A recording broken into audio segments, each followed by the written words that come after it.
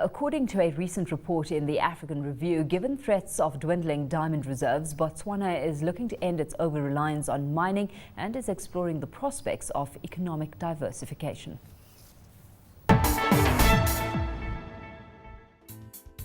The diversification of Botswana's economy has been made a priority in the government's current economic plans.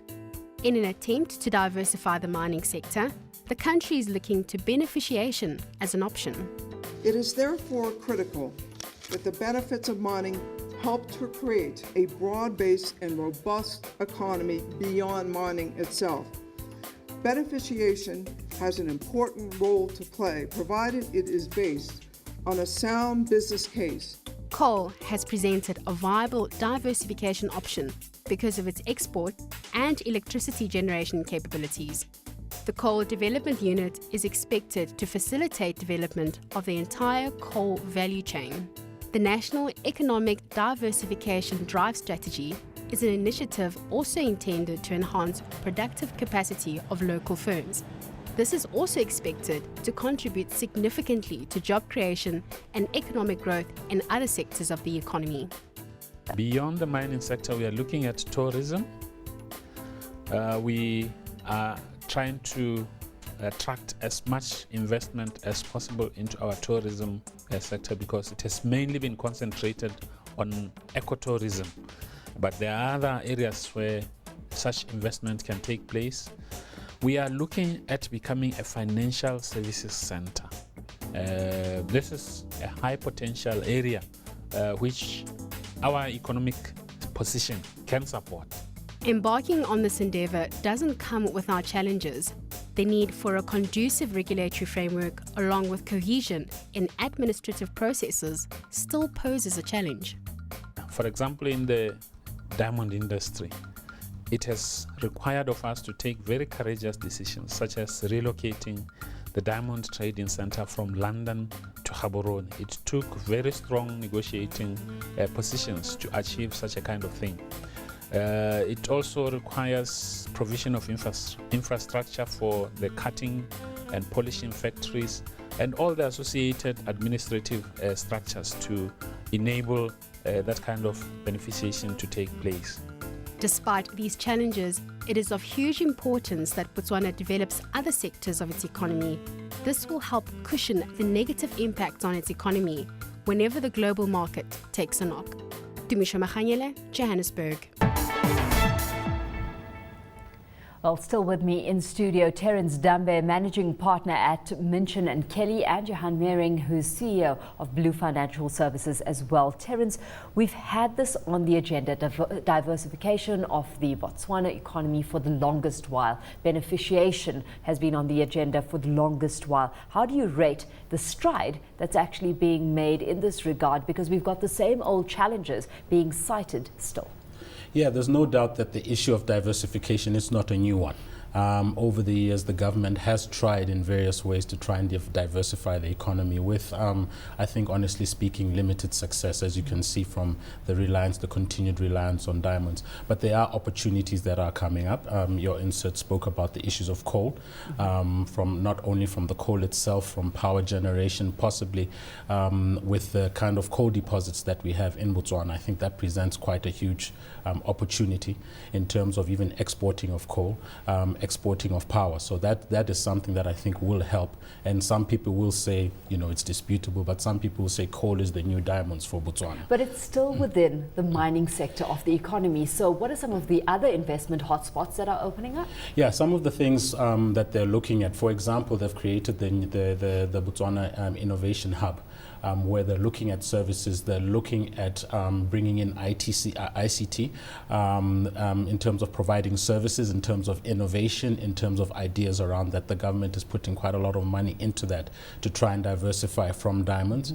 You have, as the insert spoke about, what was called previously the IFSC, International Financial Services Center. It has merged with BEDIA, the Investment Promotion Agency, to form the Botswana Investment and Trade Center. Now, Now, those initiatives government is taking in order to try and diversify.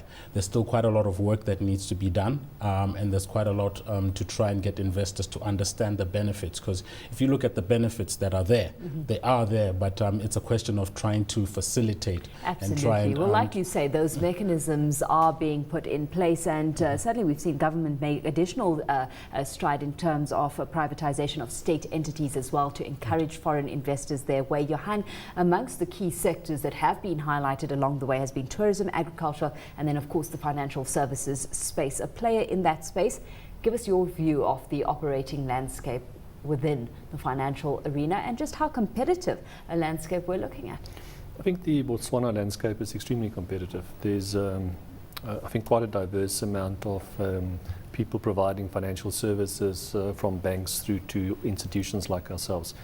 And if I can sort of backtrack to one of your previous questions about the amount of people and the amount of investment required from a Botswana perspective, and if I take my example of Nigeria, I suppose one of the fortunate positions that we are in is because we operate in 12 countries, we can in essence develop processes, technologies and everything associated with that, which is then distributed between our different areas of operations, which puts us into a position of actually investing more money into a specific country than we would have done if it was for that country in isolation. But coming back to your question, I think with the growth that has been in Botswana, there's been a lot of people that started accessing more, being banked and being better serviced, and people accessing loans and purchasing a large variety of things from that.